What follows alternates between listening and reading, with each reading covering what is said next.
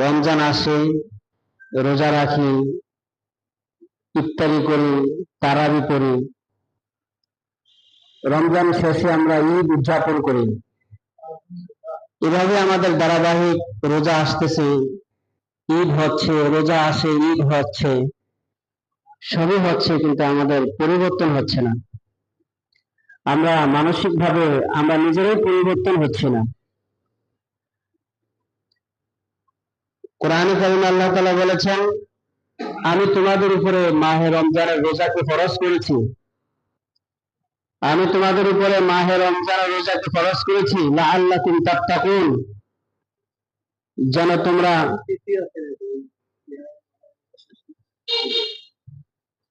তোমরা তাকওয়া অবলম্বন করতে পারো, যেন তোমরা মুত্তাকি হতে পারো। তাকওয়া অবলম্বন হচ্ছে না তো। আমরা যদি বালেগের পর থেকে এই পর্যন্ত 20 বছর বাঁচি, তাহলে আমরা 20টি রমজান মাস পেলাম। 20 বছর পর্যন্ত আমরা রোজা রাখলাম, তারাবির নামাজ পড়লাম, কিন্তু আমাদের সেই পরিবর্তন হচ্ছে না। আমরা আগের মতোই নিজেদের মতো করে গুনাহের সাথে জড়িত, সুদ ঘুষের সাথে জড়িত, মিথ্যা কথার সাথে আমাদের জড়িত। তাহলে আমাদের যে পরিবর্তন কবে হবে? কোরআনে কারিমে আল্লাহ তাআলা বলেন, কুতিবা আলাইকুমুস সিয়াম, আমি তোমাদের উপরে রমজানের রোজাকে ফরজ করেছি লাআল্লাকুম তাত্তাকুন, যেন তোমরা মুত্তাকি হতে পারো, যেন তোমরা আল্লাহকে ভয় করতে পারো। আমাদের আল্লাহকে ভয় করা কতটুকু হলো? তাকওয়া কাকে বলে?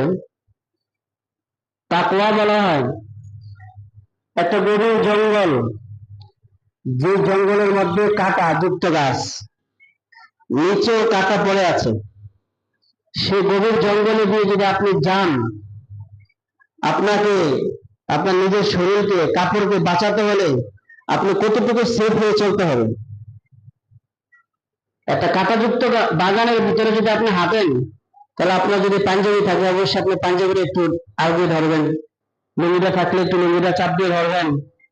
আবার দেখবেন যে এখানে যেহেতু কাঁটাযুক্ত গাছ, তাহলে কাঁটাযুক্ত গাছের এই জায়গাতে হাঁটতে হলে আমাকে দেখতে হবে আমি যেখানে পা দিলাম সেখানে কাঁটা আছে কি না।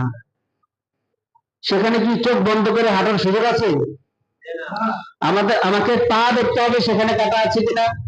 আমার শরীরকে বাঁচাতে হবে, আমার কাপড়কেও বাঁচাতে হবে। তাকওয়া অর্থ হলো এটাই, যে আমরা দুনিয়াতে বাঁচবো, দুনিয়াতে আমরা চলবো। দুনিয়াটা হলো কাঁটাযুক্ত বাগান, আর দুনিয়ার গুনাহের সুরসামান গুলো হলো কাঁটা। মিথ্যা কথা বলা, চুগলখড়ি করা, গীবত শাকায়াত করা, অহংকার করা, চুরি করা, ডাকাতি করা, লুট করা, এরকম যত গুনাহের কাজ আছে, প্রত্যেকটা গুনাহের কাজই হলো কাঁটা।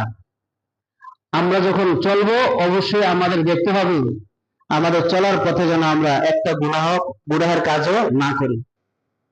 নবীজি বলেছেন, রুব্বা সাইমিন লাইসা লাহু মিন সিয়ামিহি ইল্লাল জু', এমন কিছু রোজাদার আছে যারা মাহে রমজানের রোজা রাখতেছে, এই রোজাটা শুধু তাদের ক্ষুধার্ত থাকা ছাড়া আর কোনো ফায়দা নেই। ক্ষুধার্ত থাকা ছাড়া আর কোনো ফায়দা নেই, শুধু পেটের রোজা রাখা হচ্ছে, না খেয়ে আছি, শুধু এতটুকুই আছে। কিন্তু চোখের যে রোজা আছে, জবানের যে রোজা আছে, কানের যে রোজা আছে, এই খবরটা আমাদের নাই। যার চোখের রোজা থাকবে, পেটের রোজার সাথে সাথে কিসের রোজা? চোখের রোজা, কানের রোজা, এরকম মস্তিষ্কের রোজা, চিন্তা চেতনার রোজা। যারা সবগুলো রোজা ঠিক মতো রাখবে, তার মধ্যে আল্লাহর তাকওয়া আসবে। যার শুধুমাত্র পেটের রোজা, তার জীবনের পরিবর্তন হবে কিভাবে? শুধু না খেয়ে আছে। রমজানটাকে আমরা মনে করি শুধুমাত্র প্রথা। রমজানটাকে আমরা কি মনে করি? রমজানটাকে কি মনে করি? আমি কি বলছি? এদিকে এদিকে তাকায় থাকতে। রমজানটাকে আমরা প্রথা মনে করি। প্রথা মানে রমজান মাস আসছে, রোজা রাখতে হবে, বাস। রমজান মাস আসছে, কি রাখতে হবে? সেহরি খাওয়া লাগবে, আর সকাল ইফতারির সময় ইফতারি খাওয়া লাগবে। বুট মুড়ি খেয়ে যে আসেনি, আসেনি ব্যবস্থা চলতেছে। এই এটা কি রোজা বলে? এভাবে রোজা রাখলে কি ফায়দা হবে? আপনার ছেলেকে বহুত স্বপ্ন দেখে আপনি 7-8 লাখ টাকা বা 20 লাখ টাকা দিয়ে আপনি বাহিরে পাঠালেন। তাকে যে এত কষ্ট করে আপনি বাহিরে পাঠালেন, আপনার কি একটা স্বপ্ন নাই, উদ্দেশ্য নাই? আপনার উদ্দেশ্য কি? সে টাকা রুজি করবে, আমাদের সংসারে দিবে, আমরা একটু ভালো চলবো। আল্লাহ তাআলা আল্লাহর বান্দাকে মাহে রমজানের রোজা ফরজ করেছে যে বান্দা তোমার রোজা রাখো, তোমার রোজা রাখতে রাখতে তোমাদের মধ্যে তাকওয়ার একটা মানসিকতা তৈরি হবে। তাকওয়ার মানসিকতা তৈরি হবে। রোজা রাখতেছে কিন্তু ভয় হয় না। ইফতারের সময় যে আইটেমের ফিকির, সকালবেলা হলে দিদি বলে বেসন কিন্তু নাই, এই আলু চপ কিন্তু বানাইতে হলে যে বেসন লোক নাই, তেল নাই, বরাত্রে কি দিয়ে খাইলেন, মাছ নাই, টমেটো নাই। দিদিও ইফতারি আর সাহারির ফিকিরে পাগল থাকাইতে। আর আমরা কি লাগবে খালি করবেন, কি লাগবে খালি বলবা, আছে টাকা আছে না। আর বাহিরে বিদেশ থেকে তো বলা ফোন করতে আছে, সকালে বিকালে খাইছেন, আরে খাইছেন কি দিয়ে খাইছ, ইত্যাদিটা কি বেশি করবা, আব্বারে করবা, এই আব্বা কি হয়েছে, ফল কিনবেন, ইত্যাদি খাই গেলি, ফল খাইবেন, শরীর স্বাস্থ্য ঠিক থাকবে। কিন্তু রমজান কি শুধু খাওয়ার জন্য আসছে? রমজান তো যে কারণে আসছে, আমরা এটার থেকে অনেক দূর, আমরা আছি খানা লইয়া। আল্লাহ বলেন রমজান মাস হলো তোমাদেরকে তাকওয়ার ট্রেনিং এর জন্য, আর আমরা আছি রমজান মাসটা হচ্ছে খাওয়ার ট্রেনিং এর জন্য, খাওয়ার আইটেম বাড়াইতে। আল্লাহ তাআলা আমাদেরকে হেফাজত করে বলেন আমিন। যে পরিমাণ ইফতারের আইটেম, সাহারির আইটেম, এটাকে আয়োজন করার জন্য যে পরিশ্রম, যে ব্যস্ততা হচ্ছে, এর মধ্যে যদি তার একটু পরিমাণও যদি আমার জিন্দগির গুনাহ মাফ হইল কিনা, আমার মধ্যে আল্লাহর যে তাকওয়া, এই তাকওয়া আসলো কিনা, এই ফিকিরটা যদি সামান্য পরিমাণও আসতো, তাহলে এই চিন্তাটা সামান্য পরিমাণ আসার সাথে সাথে হতে পারত, আল্লাহ তাআলা এই বিনিময়ে আমাদের জিন্দগি পরিবর্তন করে দিত। আমরা তো পরিবর্তনের মন মানসিকতা আমার নাই। বাঙালি না, বাঙালি কবে ঠিক আছে? বাঙালি হইলে আবেগ। প্রথম দিন রোজা রাখছি না,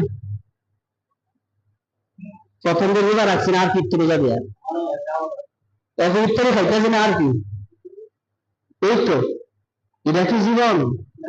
এই আবেগ দিয়ে নয়, এই আবেগ দিয়ে না, বিবেক থাকতে হবে। আজকে আছি, এবছর আছি, হতে পারে এই রমজানই আমাদের জন্য শেষ, কারো জন্য শেষ রোজা, কারো জন্য কি শেষ।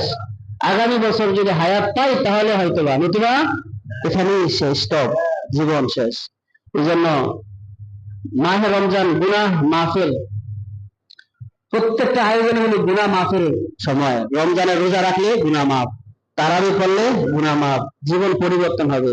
রোজা রাখলে মুত্তাকি হবে। কিন্তু আমাদের মধ্যে কতটুকু তাকওয়া আছে? কোনো পরিমাণ, কোনো পরিবর্তন নাই।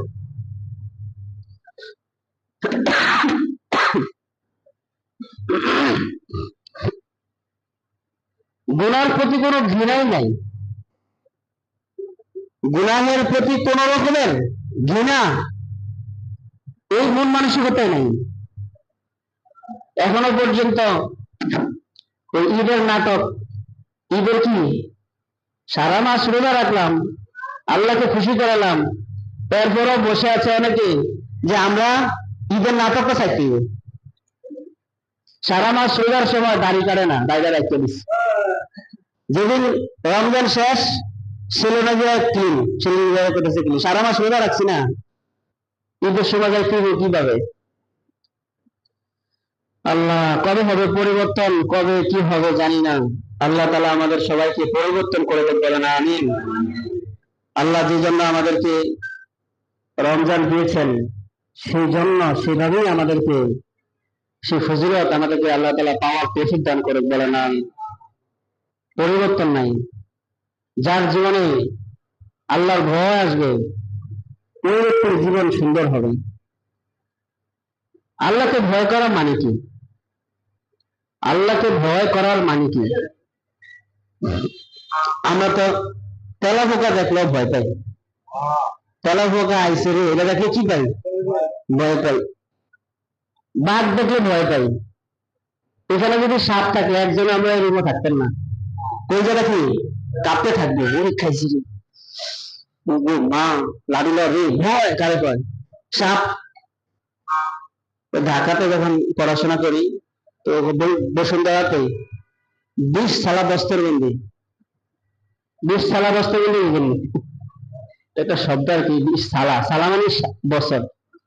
আমি যেখানে পড়ছি ওখানে 20 বছর উপলক্ষে একটা বস্তরবন্দি অনুষ্ঠান হয়েছে। 20 বছর যত ছাত্র ফারা গেছে তাদেরকে চাকরি দিবে। তো সারা বাংলা মানে ঢাকাতে যতগুলো মাদ্রাসা আছে, সব মাদ্রাসার ছাত্র শিক্ষক সবাই দাওয়াত, খাওয়া দাওয়া থাকা সব দাওয়াত। তো থাকা সম্ভব না, খাওয়া সবাই যখন দাওয়াত দিবে, সবাই আসে, তাহলে সব আলেম ওলামা যখন একটা ফ্যামিলি থাকবে, তো কত বড় মাঠের দরকার? সারা ঢাকার বিশাল একটা মাঠের জন্য ব্যবস্থা নিচ্ছে, করছে, তাকে দিতেছে। হঠাৎ করে এই স্টেজের মাঝখান থেকে, মানে ফ্যান্ডেলের মাঝখান থেকে হঠাৎ করে আইয়ে রে একটা আওয়াজ উঠছে। কি রে? আইয়ে রে কইছে। ওখান থেকে তো মানে প্রথম একজন লাভ দিচ্ছে, এক লাভের পরে থেকে শুরু হয়েছে আইয়ে। এ বেরোতে আছে সাথে সাথে পুরা মাঠ কি, পুরা মাঠ কি। এখন কি হয়েছে? এত হাজার মানে কয়েক হাজার, 15-20 হাজার আল্লাহ ওলামা ছাত্র সব এখানে, সবাই কি হট্টগোল, স্টেজটা পুরা বন্ধ। মানে কাজ কি হয়েছে না, এগুলো কি হয়েছে দেখার জন্য। পরে সর্বশেষ খবর নিয়ে জানা গেছে, ওই একজনে বলছে যে নিচে যে একটা ব্যাগ, এটা লাভ দিছে আর কি, ব্যাগ যে লাভ দিছে, এটা লাভ দিয়ে দেখে কি লাভ দিয়ে লাগছে, হ্যাঁ লাভ দিয়ে দেখে সবাই কি লাভ দিয়ে পুরা মাঠ গরম। সাধারণত কি দেখা দিছে, ব্যাঙের ধাক্কায় পুরা মাঠ গরম। আমরা তো আল্লাহকে ভয় করা দরকার আছে না নাই? আমরা কেমন ভয় করবো আল্লাহকে? বাঘ যেমন তেমন না। আল্লাহকে বাঘ যেভাবে, বাঘকে আমরা যেভাবে ভয় করি, আল্লাহকে সেভাবে ভয় করতে হবে না, বরং আল্লাহকে ভয় করবো ভালো মহব্বত আর সম্মান। বলেন, আবার বলেন। আল্লাহকে ভয় করার কথা আছে না কোরআনের বিভিন্ন জায়গায়, ইত্তাকুল্লাহ করলো, আল্লাহকে কি করো? ভয় করো। কিভাবে ভয় করতে হবে? যে মহব্বত আর সম্মান যখন একজন ব্যক্তির সাথে থাকে, মহব্বত করে আবার কি করে? সম্মানও করে। তার সম্মানে, আল্লাহর সম্মানে, আল্লাহর অসন্তুষ্টিজনক কোন কাজ কেউ করতে পারে না। কথার কথা, যেমন একজন আদর্শ সন্তান তার বাবাকে মহব্বত করে সম্মান করে। বলেন কি করে? একটা আদর্শবান সন্তান তার বাবাকে মহব্বত করে আর কি করে? সম্মান করে। এই ছেলেটা চুরি করতে গেলে 100 বার বুক কাঁপবে যে না, আমার বাবা এই চুরি করার কথাটা যদি শুনে, তাহলে আমার বাবা অনেক কষ্ট পাবে। একটা আদর্শবান ছেলে, তাকে যদি কোনো মেয়ে অফার করে আসো আমরা পালিয়ে যাই, তখন আদর্শবান ছেলে যে সে ভাববে না, আমি আবার আমার বাবাকে ভালোবাসি, আমার বাবাকে সম্মান করি, আমি যদি এই কাজটা করি তাহলে আমার বাবা কষ্ট পাবে। বলেন, আমার বাবা কি পাবে? এটাকে কি বলে? মহব্বত এবং সম্মানের, তাজিম এবং মহব্বতের ভয়। আল্লাহকেও আমরা তাজিম আর মহব্বতের ভয় করতে হবে। এই যে রমজান, এই রমজানটা কিন্তু আমাদেরকে এটাই শিক্ষা দেয়। যেমন আমরা রমজানে রোজা রাখছি, আমরা একাকী যখন হই, যখন একা একা রুমের মধ্যে থাকি, পাশে পানি থাকে, গ্লাস থাকে, তারপর আমরা খাই না। কারণ কি? কেন? আল্লাহ, এটা আল্লাহ দেখতেছে না? আল্লাহ দেখতেছে। রমজানে যেভাবে আল্লাহ ভয়ে পানি খাই না, ভাত খাই না, রমজানের বাহিরেও আমরা যখন কোন গুনাহের কাজ করবো, তা আমাদের খেয়াল রাখতে হবে ওই জায়গায় আল্লাহ আমাদেরকে দেখতেছে। আল্লাহ আমাদেরকে, রমজান আমাদেরকে ট্রেনিং দিচ্ছে, কিন্তু আমাদের পরিবর্তন হয় না। আমরা তাহলে আমাদের জীবনটা কি হবে? পরিবর্তন তো হচ্ছে না। হযরত ওমর রাদিয়াল্লাহু তাআলা আনহু জামানায় উনি একটি মরুভূমিতে গেলেন। মরুভূমিতে একটি যুবককে দেখতে পেলেন। সে যুবক রাখাল, সে কর্মচারী হিসেবে একজনের বকরিগুলো লালন পালন করতেছে, চড়াইতেছে। ওমর রাদিয়াল্লাহু তাআলা আনহুর ক্ষুধা লাগছে। তো যুবককে যে বললো, আমার তো খুব ক্ষুধা লাগছে, তুমি একটা কাজ করো, তোমার ওখান থেকে একটু দুধ আমাকে দাও, আমি খেয়ে আমার তৃষ্ণাটা মিটাই।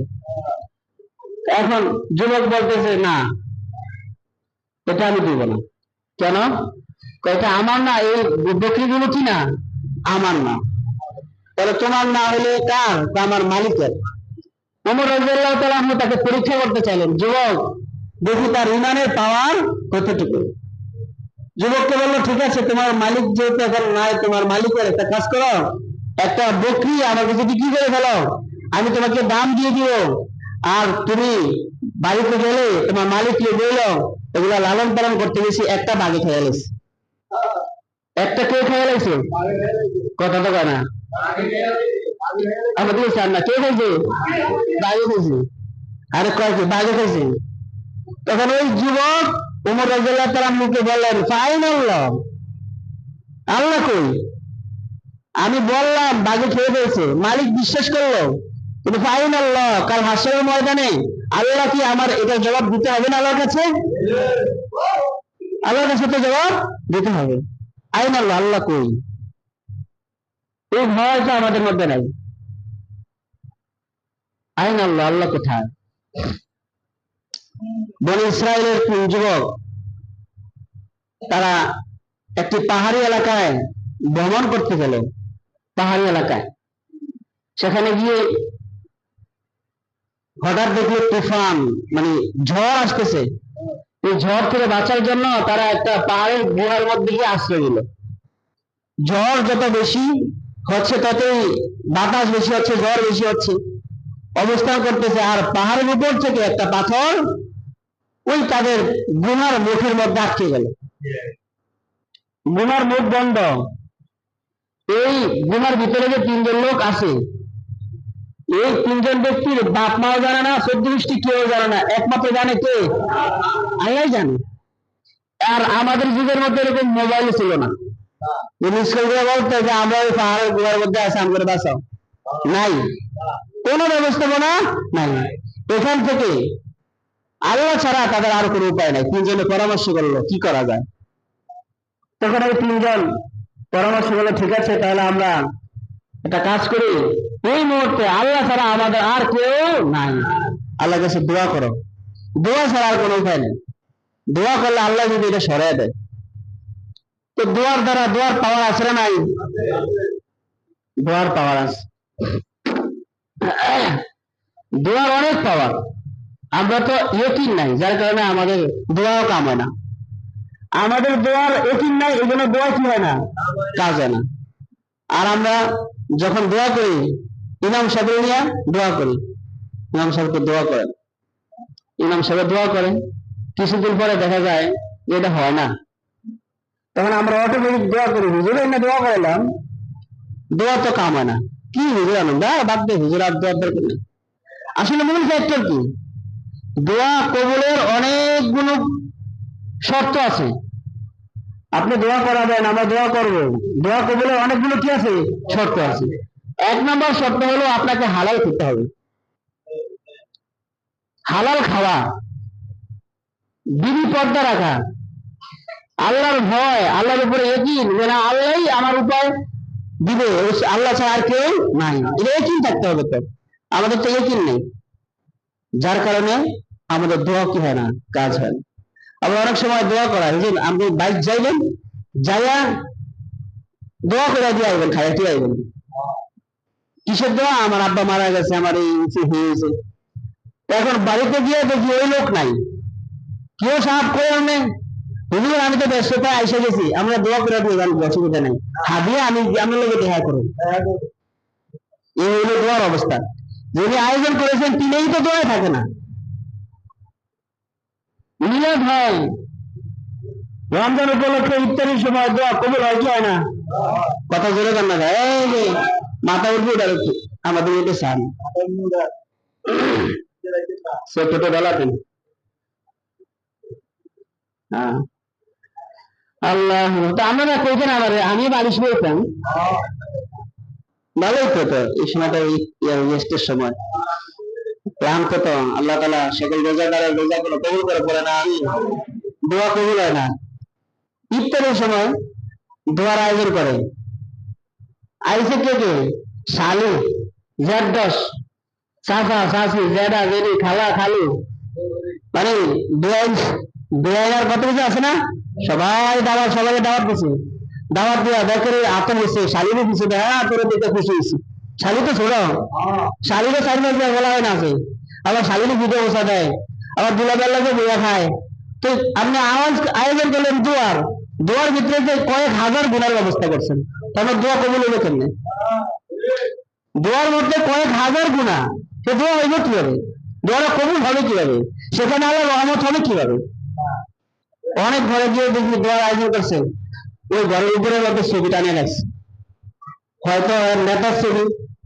নাইলে এর ফিরের ছবি নাইলে এর নিজের নাইলে এর ছেলের বিদেশ আছে টানিয়ে রাখছে ওই ছবি রাখছে তো যে ঘরের মধ্যে ছবি থাকে ওই ঘরের মধ্যে রহমতের ফেরেশতা ঢুকে এটা জানে আসলে ঠিক সবাই যে ঘরে ছবি আছে ওই ঘরে রহমতের ফেরেশতা প্রবেশ করে না রহমতের ফেরেশতাই আয় না হুজুরে ঢুকলে কি হুজুরে আর কিছু আছে রহমতের জন্য দোয়া করতে হবে রহমত দিবে কে আল্লাহর নিয়ম অনুযায়ী দোয়া করতে হবে আল্লাহর চাহিদা অনুযায়ী আমাদের রোজা রাখতে হবে তাহলে আমাদের রোজারও ফায়দা হবে আমাদের দোয়াতেও ফায়দা হবে আর নতুবা দোয়া করা যাবে কাজ হবে না মিলাদ করাইবেন কাম হবে না দোয়া করাইবেন কাম হবে না রোজা রাখবেন পরিবর্তন হবে না জীবন পরিবর্তন হবে না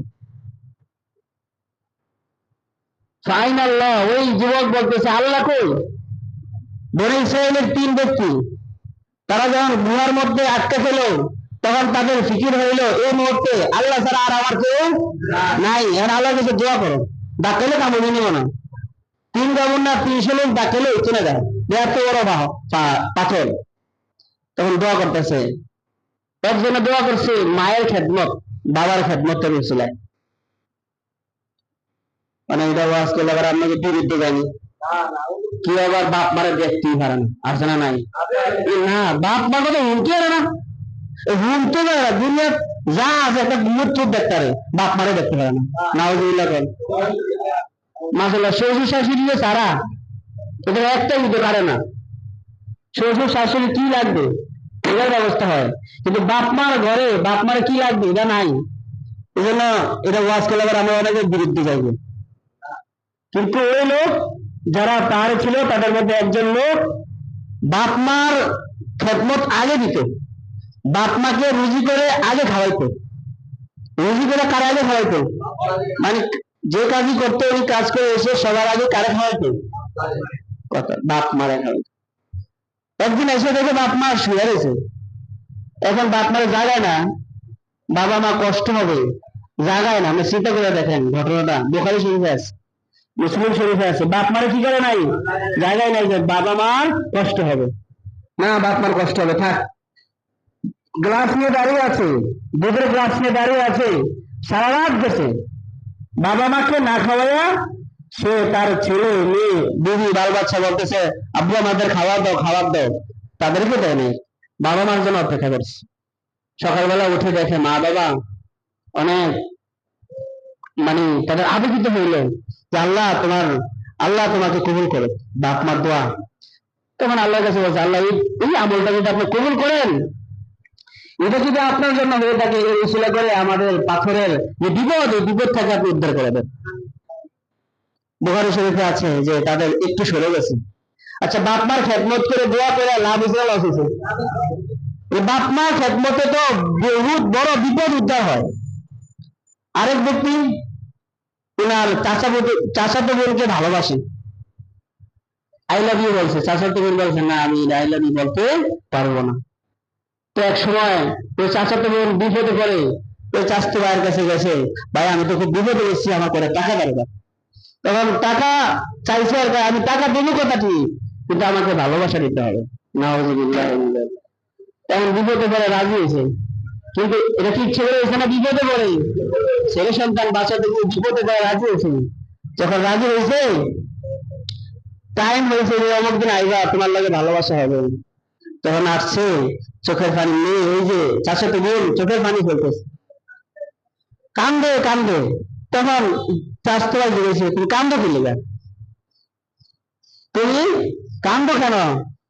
তখন ওই চাষতো বোন বলতেছে, ইচ্ছা করলো, তুমি আল্লাহকে ভয় করো। কাকে ভয় করো? এই চাষতো বোন যখন বলছে আল্লাহকে ভয় করো, এই কথাটা শুনে সাথে সাথে চাষতো ভাই যে নেই যুবক, এই যুবক এখান থেকে চাষতো বোনকে বলছে, ঠিক আছে তোমাকে মাফ করে দিলাম, টাকা যা ছিল তাও দিতে হবে না, যাও তোমাকে আমি মাফ করে দিলাম। এই যে আল্লাহর শব্দ শুনে, আল্লাহকে ভয় করো, এই শব্দটা শুনে গুনাহ ছেড়ে দিছে। যখন এই গুনাহ ছেড়ে দিল, আর ওই গুনার মধ্যে থাইকা দোয়া করেছে, আল্লাহ এই আমলের উসিলা করে আমাদেরকে আজকে বাঁচান। তখন আল্লাহ তাআলা তাকে বাঁচাইছে। বাঁচাইছে কি বাঁচায়নি? এরকম আরেকজন আছে, ঘটনা বরং যেন বলতেছে না, তো বলতেছে আল্লাহর ভয় যখন কারো মনের মধ্যে থাকবে, বিশাল বড় বিপদ থেকে আল্লাহ উদ্ধার করবে। মা বাবার দোয়া যার কাছে থাকবে, বিশাল বড় বিপদ থেকে আল্লাহ তাআলা তাদেরকে উদ্ধার করবে। এই জন্য রমজান আসছে কি জন্য? ইফতার খাওয়ার জন্য। বলেন কি জন্য? দেখছেন ওয়াজ কোন জায়গাতে আছে? রমজান আসছে কি জন্য? ইফতারি খাওয়ার জন্য। কি শুরু থেকেই তো বলতেছি, আমাদের রোজা আগে পরিবর্তন হয় না। কারণ কি? এই যে ওইগুলা ওয়াজ করে ইনটা, এগুলো বাড়িয়ে যায় ইনটা, আবার ও ঘুমায়। ওয়াজ তো শুনতে হবে,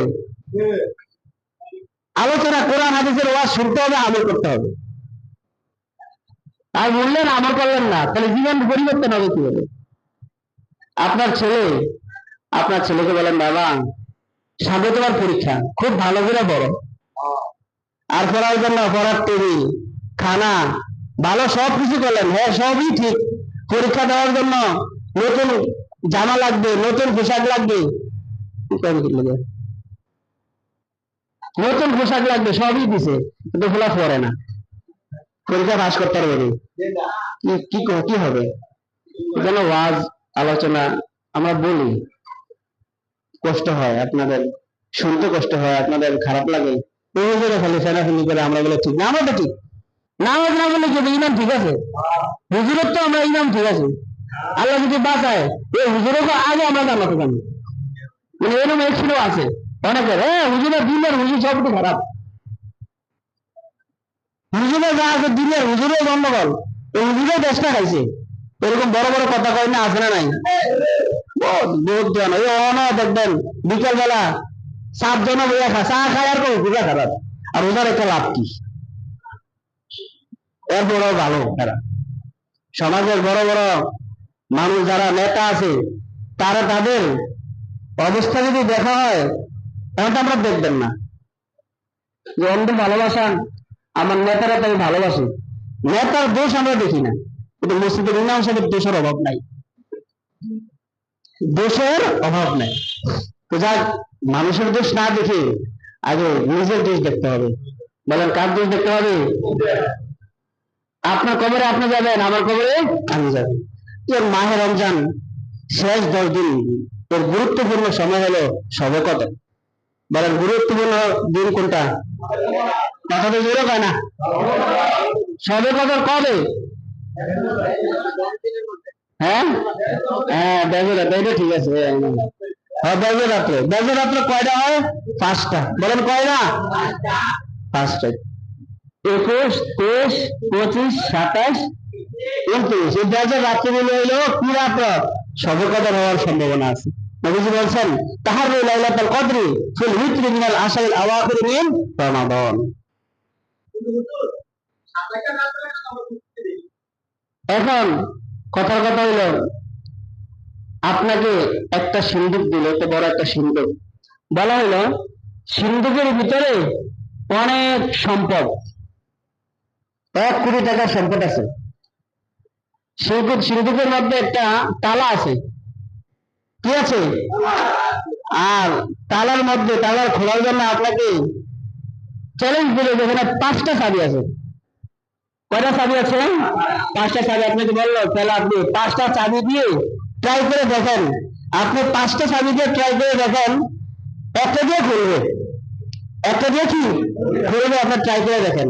তাহলে আমরা যারা বুদ্ধিজীবী, আমরা প্রথমটা লাগাই দেখলাম যে খোলে না, তাহলে কি করার দরকার? কথা জোরে কন, আরেকটা দিয়ে খোলে না, আরেকটা দিয়ে খোলে না, একটা দিয়ে কি খুলছে। তাহলে আমরা যারা এরকম যে একটা সিঁড়ি, তার মধ্যে অনেকগুলো সম্পদ, এগুলা পাওয়ার জন্য চাবি দিছে কয়টা? তাহলে ফার্স্টে চাবির মধ্যে প্রথমটাকে তুমি খোলে না, তাহলে কোনটা? যদি 500টা দিয়ে ট্রাই করি তাহলে খুলবে কি খুলবে না? ঠিক তদ্রুপভাবে শবে-কদর হাজার মাসের চেয়ে দামি একটা মাস। হাজার মাসের চেয়ে কি মাস? দামি মাস। বলা হচ্ছে যে 5টা চাবি আছে, 5টা রাত্র আছে, 5 রাত্রে যে কোনো এক রাত্রে আপনার জন্য কি এই সুবর্ণ সুযোগ। তাহলে আমরা কোনটা ছাড়বো, কোনটা ধরবো? আর যেহেতু আমরা জানি না, নবীজিকে জিবরাইল আলাইহিস সালাম জানাইছেন কোন রাত্রে? নবীজিকে শবে-কদর সম্পর্কে অবগত করা হয়েছে, নবী শবে-কদর কবে, এটা আপনাকে বলে দিলাম। নবীজি জানছে, জানি না সব সাহাবায়ে কেরাম বড় বড় আবু বকর, ওমর, ওসমান যারা আছে সবাই বলছে আইও শবে-কদর অনেক দামি রাত না, কবে আমি করে দেবো, তারপরে আইও। সব সাহাবায়ে কেরাম তো দলে দলে আইছে, আইতে যাইয়া দুজনে আইয়ে কি লাগাইছে, কাজে লাগাই দিছে, নবীজির দরজার সামনে জগা লাগাই দিছে। কথা বলে না, কি লাগাইছে? জগদন লাগাইছে, এমন কিলাকিলি ধাক্কাধাক্কি, এখন এখানে গোল মিটিং হয়ে গেছে। নবীজি দেখলো ঘরের বাহিরে চিল্লাচিল্লি আওয়াজ, নবীজি বাহিরে বের হলেন, আর দেখলেন যে সাহাবায়ে কেরাম ঝগড়াঝাটি করতেছে, ধাক্কাধাক্কি করতেছে। ধাক্কাধাক্কি করার পরে নবীজি সমাধান দিলেন, মিটিয়ে দিলেন, এটা পেয়েছেন। আরে ঘরের সামনে, বাড়ির সামনে কিলাকিলি, এটা পেয়েছেন না? তারা কিলাকিলি মারামারি করে, কিরম লাগে। নবীজি ঘরের মধ্যে আসছে, সব সাহাবায়ে কেরাম এসে বলছে ইয়া রাসূলুল্লাহ শবে-কদরটা কবে, একটু কোন। নবীজি কয় আমি তো ভুলে গেছি, আমি তো কি ভুলে গেছি। এই ভুলে যাওয়ার পিছনে দুইটা কারণ। একটা হলো ঝগড়া মানুষকে অনেক ইবাদত করতে ভুলে দেয়, ঝগড়া মানুষকে অনেক ইবাদত করতে কি করে। আর একটা হিকমত হলো, নবীজি যদি একটা রাত্র নির্দিষ্ট করে দিতেন তাহলে আমরা এক রাত্রে ইবাদত করতাম, আর বাকি এক রাত্রে ইবাদত করলাম না, এক রাত্রে হইলাম না। আর এই বর্তমান যে বাঙালি কত কিছু শবে-কদর কবে, তবে তো আমি 27 কয় ইনশাআল্লাহ 27 দিন আমরা দেখবো, এর আগে আমরা দেখতাম এই রাত্রে ইবাদত করিয়া হাজার মাসের সব হয়ে গেল এক রাত, আর আমরা বলে গেছেন। আর আমরা ইমামতি রাখছি না, মাসে মাসে তুমি নামাজ পড়েন, আপনি আর এই মসজিদ সাহেব আদম দিকে নামাজ পড়েন, আর আমরা শবে-কদর আনি নাউজুবিল্লাহ কয় না। এই জন্য আল্লাহ কয় না, এটা ভুলে দিচ্ছি। ভুলে দেওয়ার দ্বারা লাভ হয়েছে না লস হয়েছে? কিছু কিছু বছর পরে লস হয়ে গেছে, আয়া হয়েছে। 27 বলতে আছে, 27 না, বলেন কয় রাত্র? 5 রাত্র, 5টা চাবি। এই 5টা চাবিকে মূল্যায়ন করা দরকার আছে না নাই? আল্লাহ তাআলা আমাদেরকে যে 5 রাত্র শেষ আমাদের জীবনটাকে পরিবর্তন করার জন্য এই সুবর্ণ সুযোগটাকে শেষ মুহূর্তে আমাদেরকে সময়টাকে কাজে লাগানোর তৌফিক দান করে। গতকালকে দেখলাম তারাবির নামাজের সময় মুসলিম কিছু কমে গেছে, তো কি মুসলিম কমলো কি লিগা? আমি তো দেখি মুসলিম কিছু কম, তো হাঁটতে হাঁটতে গাড়িতে উঠে চিন্তা করলাম মানুষ কমলো কি লিগা। তো হঠাৎ মাথার মধ্যে একটা বাড়ি গেছে, ওই যে মসজিদ কমিটি আবার কেছে যে তারাবির নামাজ যেটা পড়ায় কষ্ট করে যে কিছু হাতে দিতে হবে, এই কথাটা হইলো না, কমছে দেখা যায়। আর দিয়েন না টাকা, কি নামাজ পড়েন, আমাদের টাকার কাকা নেই, মনে করছেন টাকার লিগা। কোন দিন এই রমজানে হাদিয়া যা দিছে, বহুত বড় বড় মসজিদ আছে 1 লাখ 1.5 লাখ টাকা দেয়, আমগুলো পড়েন না, বলা হয় রমজানে হাদিয়া 1 লাখ 1.5 লাখ খায়, তো কই এত করে কয় আমাকে তো কোনো দিনের ভিতরে একটু পরিবর্তন হয় না, যে আমাদের 1.5 লাখ দেয় না তো কম দেয়, একটু তো পরিবর্তন হয় না। যারা মসজিদ কমিটি আছে তারা চেষ্টা করে, আমরা সাহায্য আমরা হুজুর কষ্ট করছেন আমার দিতে পারেন, আলহামদুলিল্লাহ কি হয়েছে, টাকা ধরে না এর মসজিদে টাকা দিয়েন না, আর টাকা দিতেন না মসজিদে দেন, মসজিদে কাজ হইতে আছে না, হ্যাঁ না দেন, বললেন না আমার হুজুর পছন্দ না, মুয়াজ্জিন পছন্দ না, হুজুরকেও দিতেন না, দিব কোনাই মসজিদে দেন, বলে দেন, অসুবিধা কি, মসজিদে আইন, মসজিদে না আসা এটা খারাপ। শেষ